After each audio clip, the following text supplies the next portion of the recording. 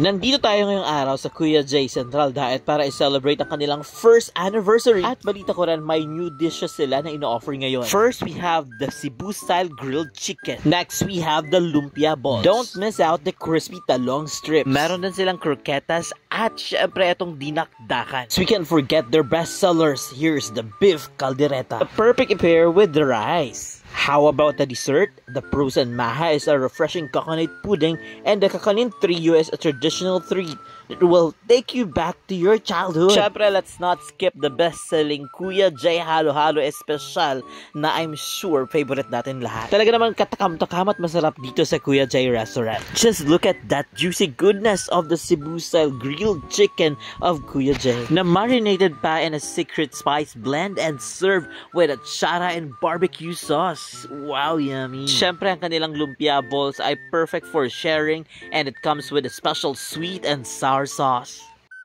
Alam nyo ba na from March 8 to 31, 2025, you can enjoy exclusive discounts and exciting freebies? How cool is that? So grab your family and friends and come celebrate with Kuya J dito lang sa Central Plaza Mall sa Daet, Camarines Norte. By the way, I want to appreciate the interior design of this restaurant. It's very Pinoy, cozy, and appealing. Sobrang ganda at sobrang linis tignan, kaya naman hindi kayo mahihiyang kumain dito. Siya nga pala, you can receive a free Kuya J plushie with a minimum spend of 2,500 pesos in a single purchase. At syempre, for their anniversary special, enjoy 40% off their best crispy pata and 10% off with a minimum spend of 1,000 pesos.